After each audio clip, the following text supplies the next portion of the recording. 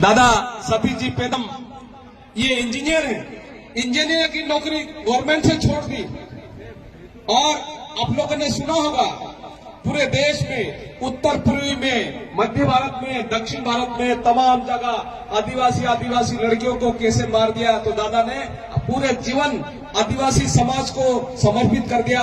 शादी नहीं करी, नौकरी छोड़ दे, सब कुछ छोड़ के रात दिन साहित्य लिखे और जगह जगह जा रहे।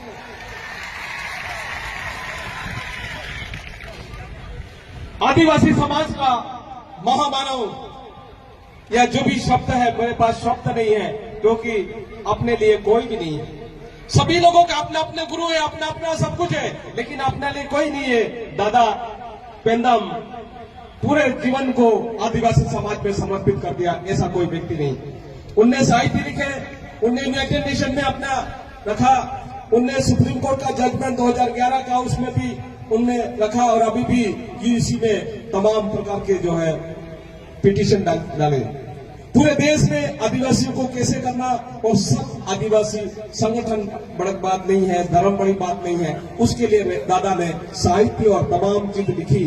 आप सब लोग जो पीछे हैं भाई आगे आ जाए। आपको जीवन में ये पहला अवसर है, आपको ऐसे शब्द सुनने मिलेगा जो आने वाली पीढ़ी, आपकी जमीन, आपका अधिकार, आपका वन सब बचाने के लिए आपको सीखना है, समझना है, आने वाले बच्चों को सिखाना है। तो मैं दादा को एक बार फिर सभी लोग बैठ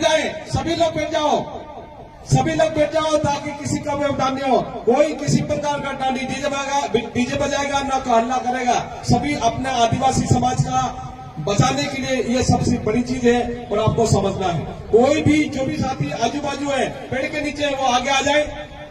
एक बार जोरदार तालियां। दादा भाइयों, अब तालियां बजाना और ये सब चीजें बंद कर दो। हम लोगों को एक बात समझ में आ गई है कि झारखंड में 9 अगस्त के दिन छुट्टी मिली है क्योंकि वहां आदिवासी रहते हैं। छत्तीसगढ़ में 9 अगस्त के दिन छुट्टी मिली है, वहां आदिवासी रहते हैं। अमेरिका में 9 अगस्त के दिन छुट्टी है, वहां आदिवासी रहते हैं। अफ्रीका में 9 अगस्त के दिन छुट्टी है, वहां आदिवासी रहते हैं। क्या बात है, मध्य प्रदेश में छुट्टी क्यों नहीं दी गई? अगर ये सरकार ने छुट्टी नहीं दी है तो आपको ये सरकार को छुट्टी पे भेजना पड़ेगा। यहां पर कोई आबा बाबा आता है तो उसके लिए पूरा प्रशासन काम से लग जाता है। कोई संत आता है तो उसके लिए प्रशासन काम से लग जाता है। लेकिन इस जमीन का मालिक, इस जमीन का ओरिजिनल भू मालिक जब यहां कोई आयोजन करता है तो कोई सरकारी मशीनरी ज्यादा काम में नहीं दिखाई देती है। इसका मतलब साफ है कि ये लोग चाहते नहीं है कि आदिवासी एक जगह आ जाए। और ये लोगों को मालूम है कि आदिवासियों के एक जगह आने से क्या होगा। जिस दिन मध्य प्रदेश का आदिवासी एक जगह आ जाएगा, यहां किसी पार्टी की सत्ता नहीं रहेगी, केवल आदिवासी समाज की सत्ता रहेगी। ये सच्चाई है, क्योंकि जितनी ताकत और जितनी जनसंख्या आदिवासी की है, उतनी जनसंख्या देश में किसी प्रदेश में आदिवासियों की नहीं है जितनी मध्य प्रदेश में है। भाइयों, आप लोगों ने देखा होगा कि अभी हमारी मां बहनों के साथ क्या हुआ है मणिपुर में। हमारी मां बहनों को किस तरीके से इन्होंने खुलेआम नंगा घुमाया है। ऐसी कौन सी समाज की लड़कियां हैं जिनको नंगा घुमाने के बाद इस में होती है, क्योंकि वो आदिवासी थे, उनको नंगा घुमाया गया और हमारे गांडू नेता देख रहे थे। सिर्फ पार्लियामेंट में किसी ने कुछ नहीं बोला। जब मणिपुर का मुद्दा आया, कोई नेता कुछ नहीं बोला, किसी पार्टी ने कुछ नहीं बोली। खुलेआम लड़कियों को नंगा करके घुमाया जाता है, उसके गुप्तांगों के साथ खेलते हुए उसके साथ 100 लोग बलात्कार करके बाद में गोलियों से मार दिया जाता है उसको। ये जो उत्सव है, ये हमारे लिए आज उत्सव नहीं है, ये हमारे लिए हमारे समाज का आक्रोश प्रदर्शन दिवस है। आज पूरे भारत का आदिवासी पूछ रहा है कि आदिवासियों के साथ अन्याय कब बंद होगा? हमारे साथ अन्याय करना आप कब बंद करोगे? ये पूरे देश के आदिवासी आज पूछ रहे हैं। मुझे मालूम था, मैं 2018 में अलीराजपुर आया था, मुझे मालूम था यहां बहुत लोग जमते हैं, हजारों लाखों की संख्या में लोग रहते हैं। लेकिन सवाल इस बात का है कि ये लाखों की संख्या में लोग केवल नाचने वाले हैं या लड़ने वाले भी हैं? हमारे को लड़ने वालों की जरूरत है। आज ये लोग हमको नचवा देते हैं, बेवकूफ बना देते हैं और हमारे अधिकारों को छीन लेते हैं। अलीराजपुर आदिवासियों का है, अलीराजपुर का राजा है टंटा भील, यहां का मालिक है टंटा भील। अगर टंटा भील नहीं होता तो आपके पास छोटी मोटी 2 एकड़ 4 एकड़ 5 एकड़ जमीनें भी नहीं होती। आपको इस देश में कोई भील बोल के पहचानता नहीं, आपको आदिवासी बोल के कोई नहीं पहचानता अगर टंटा मामा का जन्म नहीं होता।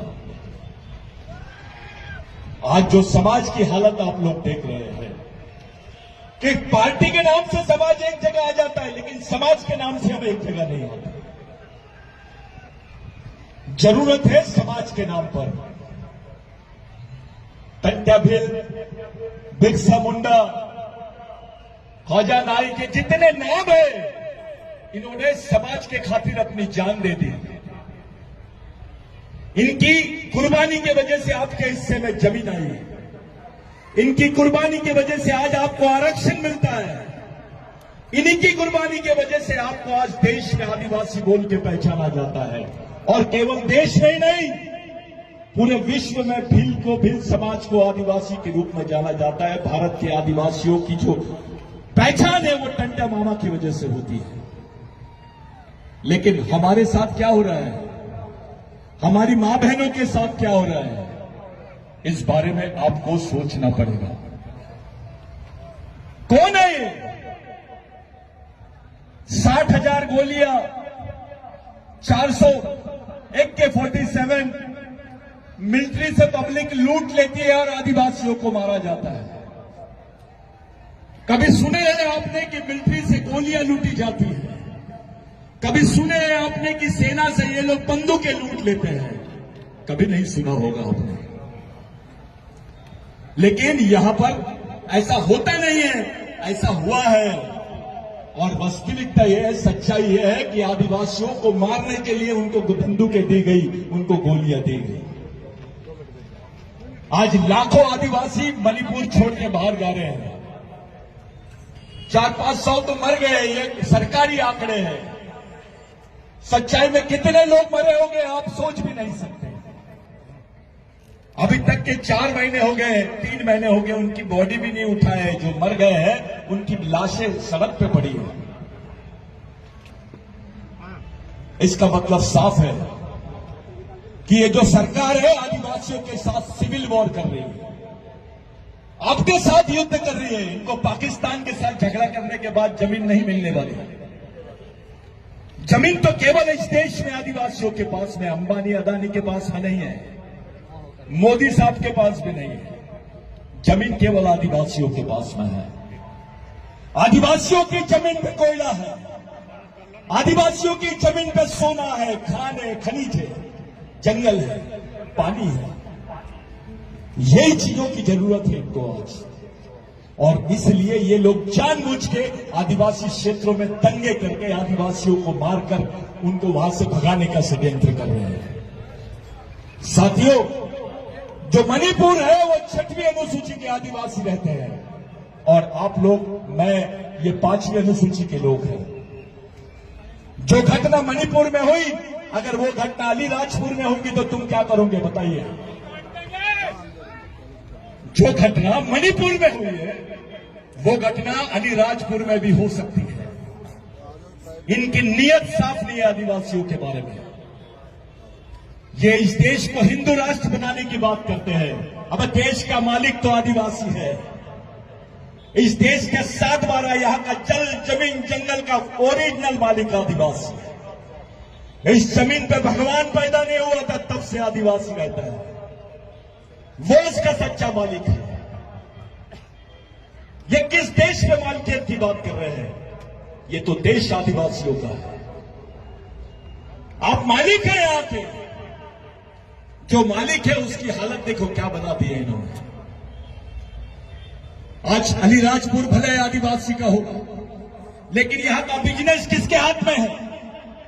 यहां की पूंजी किसके हाथ में है? क्या आदिवासियों के लिए अलीराजपुर में 100 एकड़ जमीन है? यहां के आदिवासियों को एक जगह आने के लिए भी जमीन नहीं रखी ये लोगों ने। आपको इस षड्यंत्र को समझना पड़ेगा।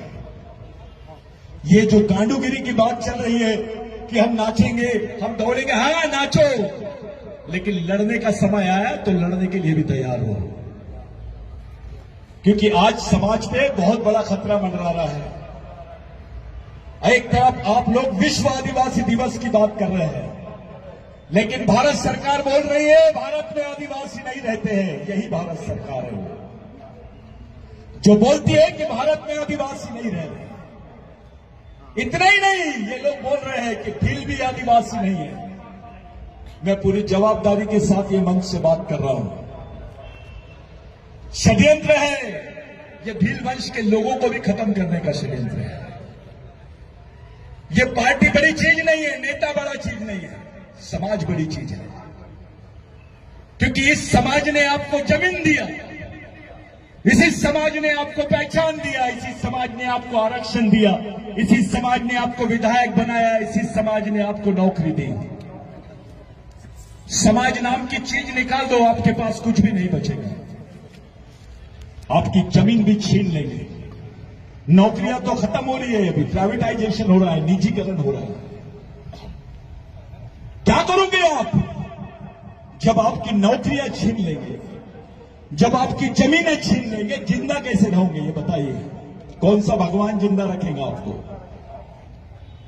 अरे सच्चाई तो यह है, आदिवासियों के हिस्से में जमीन किसी भगवान ने नहीं दिया, भगवान टंट्या भील की वजह से आई है और उसी के साथ बेईमानी कर रहे हैं हम,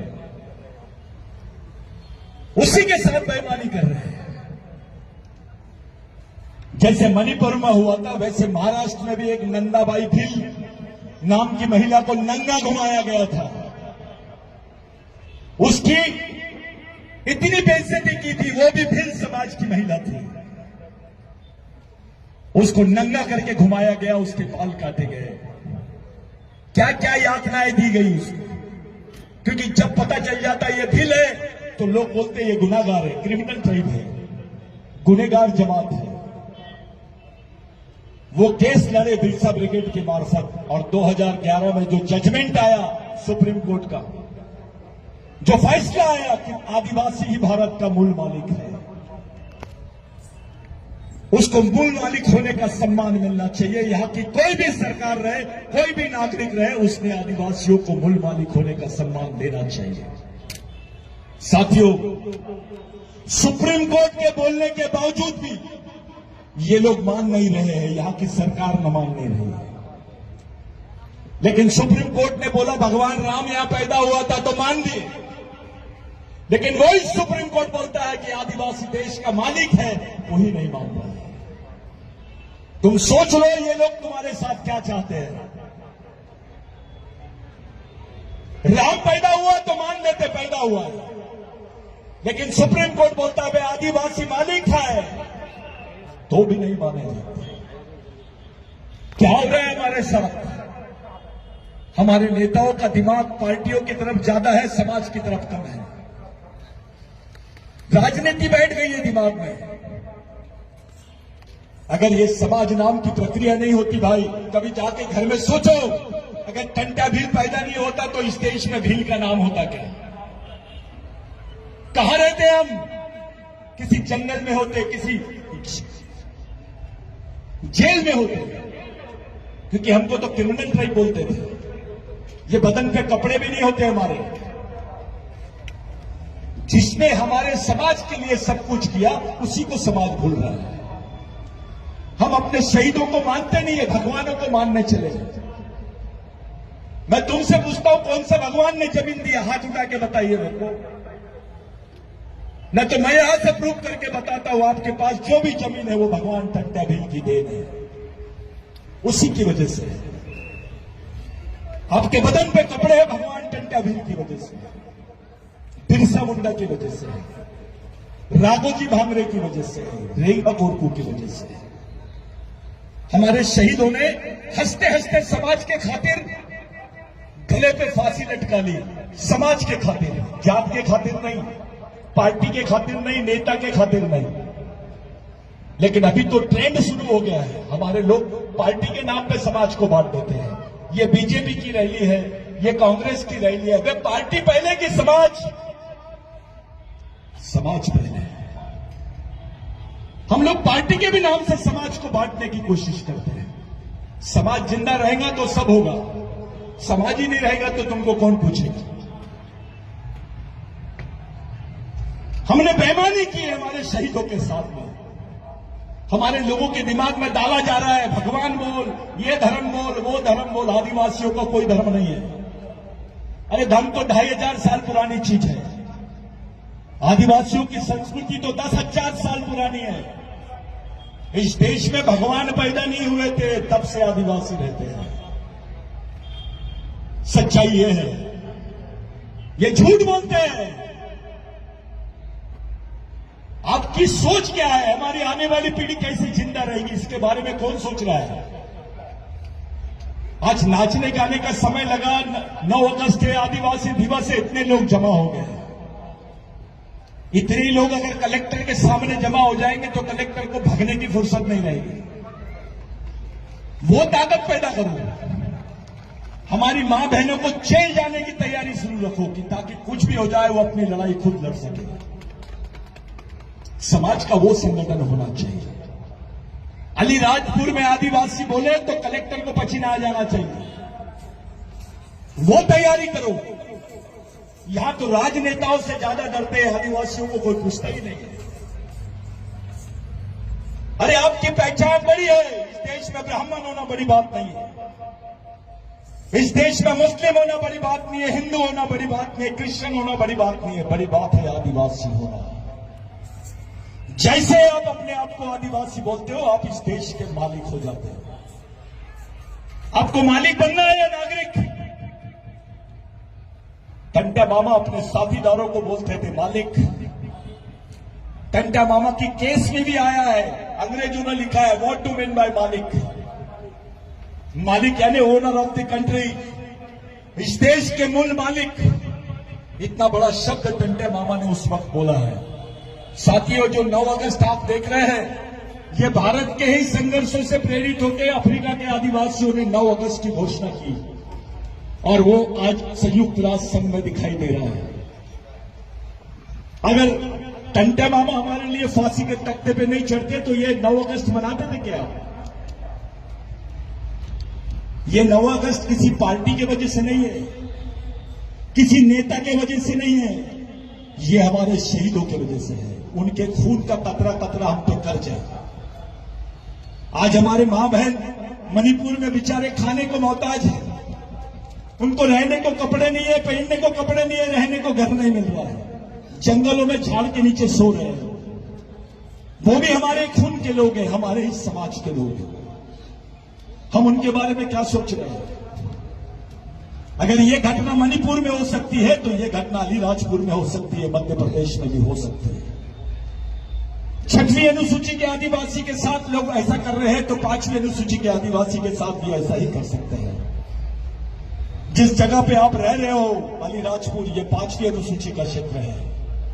यहां के ओरिजिनल मालिक हम हैं, लेकिन उल्टा हो गया है। जो आदिवासी नहीं है वो मालिक बन गया है। समझना पड़ेगा आपको, समाज समझना पड़ेगा, अपनी लड़ाई, आने वाली लड़ाई को समझना पड़ेगा। आपके साथ कोई आने वाला नहीं, कोई आदिवासियों का साथ देना नहीं चाहता। सब चाहते हैं आदिवासियों को खत्म करें,